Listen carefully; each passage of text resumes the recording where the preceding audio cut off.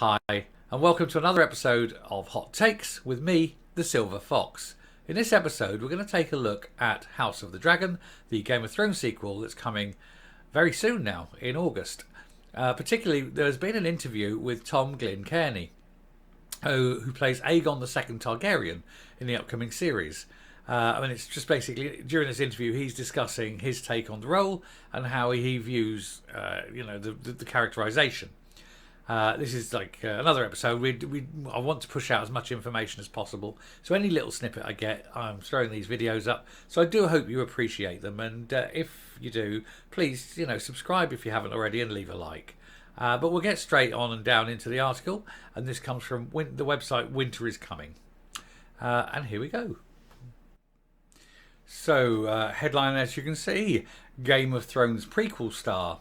This is one of the darker roles I've played. The other day, HBO revealed several official character descriptions for its upcoming Game of Thrones prequel show, House of the Dragon. The show will be about the Dances with Dragons, a brutal civil war that tears Westeros apart some 200 years before the story we know. Characters like Rhaenyra Targaryen and Alicent Hightower get the lion's share of attention, but there are a lot of characters in this series, even if not all of them will feature prominently in Season 1.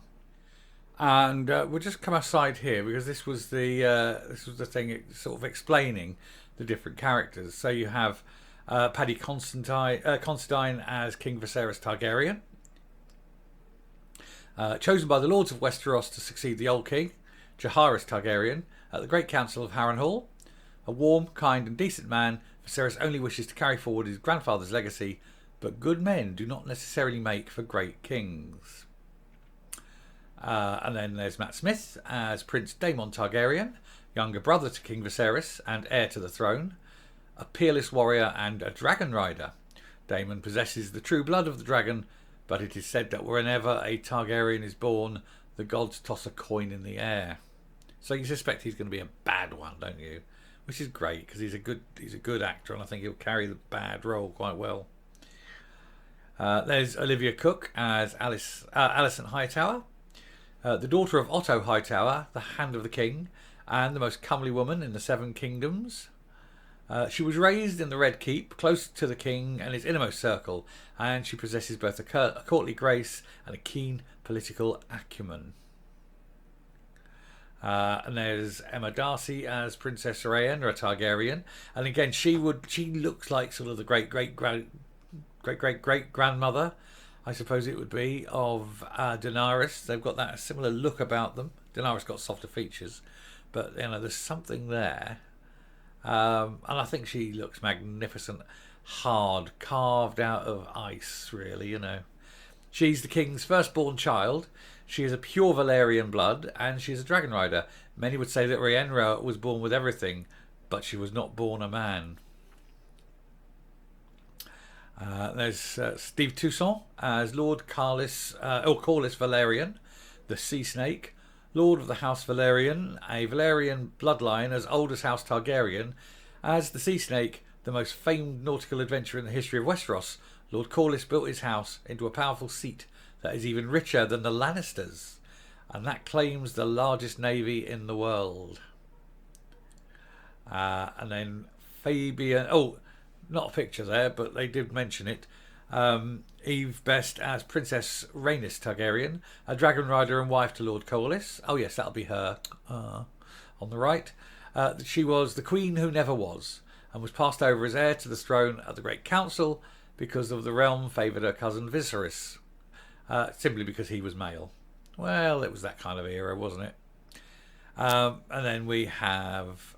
here, Fabian Frankel as Sir Criston Cole, of Dornish descent, the common-born son of the steward of the Black Haven. Cole has no claim to land or titles. All he has to his name is his honour and his preternatural skill with a sword. And this, see the picture there, it's too long for me to get that in on the right underneath, so we'll have a look, is Sonoya Mizuno as Mysaria, who came to Westeros with nothing, sold more times than she can recall. She could have wilted. But instead she rose to become the most trusted and most unlikely ally of Prince Daemon Targaryen, the heir to the throne. And there's Rhys Ifans as Otto Hightower, the Hand of the King. Sir Otto loyally and faithfully serves both his king and his realm. As the Hand sees it, the greatest threat to the realm is the king's brother Daemon and his position as heir to the throne. Because we all know how this works. Stabby, stabby. And then, so some of the supporting actors. It's Millie Alcock as the young Princess Rhaenyra Targaryen. And Emilia Carey as the young Alicent Hightower. Then there's Bethany Antonia as Baela Targaryen, Phoebe Campbell as Rhaena Targaryen, Harry Collett as Jacaerys Valerian, Ryan Saw as Harwin Breakbone Strong, Tom Glynn-Carney, who we're mentioning, as Aegon Targaryen. And, there's quite a few. I mean, it goes on. There's loads of characters. I'm not going to name them all because we'll be here. Although it's nice to see Bill Patterson, a famous Scottish actor, Lord of Honeyhole and Master of Coin, and an excellent... in fact, I can probably do a picture of Bill Patterson. He's quite a famous actor in his own right. That's him. And you'll have seen him in many things over the years. So, well, that's that bit. But if we get back to this article... Take Aegon II Targaryen, the firstborn son of Alicent Hightower and King Viserys Targaryen. And Viserys, of course, is played by Paddy Considine. When his father, the king, dies, he's the nominal leader of one of the two major factions vying for the Iron Throne, the other being his elder sister, Rhaenyra. Aegon starts out as more of a figurehead than an actual leader, with his mother Alicent and other advisors pulling the strings, which may be why he hasn't featured prominently in the marketing thus far. Still, he becomes an important figure. He's played by English actor Tom Glynn-Carney, who recently talked to Wonderland magazine about the part, thanks to the sleuths on Reddit for finding it. Yeah, so he's a young star. He was in Dunkirk, and ironically he was in Tolkien as well, given the sort of the fantasy nature of that as well. So he's only done a few things. So it's like it's not exactly his big break because, as I say, he was in Dunkirk, but it's still a major break because it will be a major series. While talking about Aegon II Targaryen, he said it is a very, very complex character, or rather, he tried to avoid talking to Wonderland about this part. That was before HBO officially revealed that it was part of the show, but he still ended up speaking a bit about Aegon anyway. He said, "It's definitely one of the darker roles I've played. It's a very complex character. One minute we love him, and then the next we hate him. But I'm really enjoying that sort of back and forth aspect of the role. It's a tricky thing to play, but it's rewarding in so many ways." You can say that. I mean, when in the original Game of Thrones, Littlefinger, he was charming one moment and then utterly repellent the next. As a character, it must have been a fantastic role for the actor to play. So, you can get that back and forth, and I did like his comeuppance, actually. So, Littlefingers, so let's hope that they play a role very similar to that, or along those lines at the very least. That does sound like Aegon. In his youth, Aegon is known to be lazy and sulky. He's given to drink and debauchery, habits he never really gives up, not even after he marries his much more pleasant sister, Helena Targaryen, played by Fire Saban.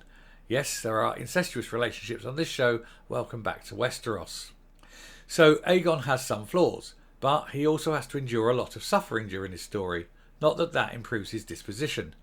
There are actually quite a few conflicted, complex characters on the show, and it'll make a challenging watch. But if the team can pull it off, it'll be something very special.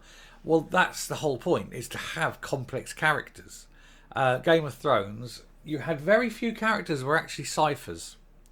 I mean, even the Hound, it turns out, you got to know his personality. He wasn't just a big old duffer who would kill people randomly. He actually had, and weirdly enough, he had a sense of morals. And he had standards. It's a weird thing. Even Cersei, I mean, she wasn't just evil. They did actually put the complexity of the characters on screen. They weren't ciphers. They weren't two-dimensional. And I think that's the key to the success. And I think that's why this show will be better than the Rings of Power. Because I think the Rings of Power have gone down the road of identity politics. And therefore, oh look, we've got a black person. They're going to play a black person.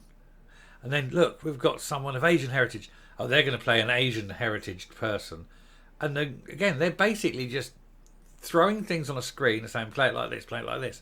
I don't think they're going to give them depth of character. I don't think they're going to give them backstories. They're not going to give them any kind of, realism. You're going to have he's black, he's good, he's white, he's bad. It's as bland as that because agenda. Whereas this, I think, will be far more nuanced, subtle, and much more impressive. And this is why I'm looking forward to it. And that's why I keep saying I'm looking forward to it, because I am. Anyway, I'll round this off. It was a short piece, so I don't want to go on too long about it. But I'll come up here and round off the video. Yeah, so, we're starting to get a shape of all the characters and what they're going to be like. And I'm hoping to bring more. And wherever I pick up any kind of, there's interviews and they're discussing anything, bring those.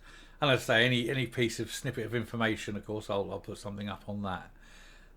But yeah, I genuinely think this is going to be a great show. Certainly better than The Rings of Power. Because HBO have got a history of being able to create. They've also got a history on being able to screw up endings. Dexter, Game of Thrones, But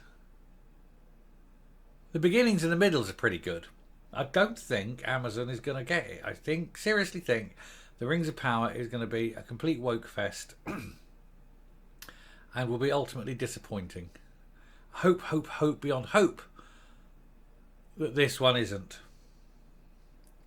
Fingers crossed. Anyway, until next time. If you like what you hear and see on the channel, please hit the subscribe button if you haven't already. Hit the bell for notifications on future output. Leave a like, leave a comment, and until next time, stay safe, stay well, and goodbye.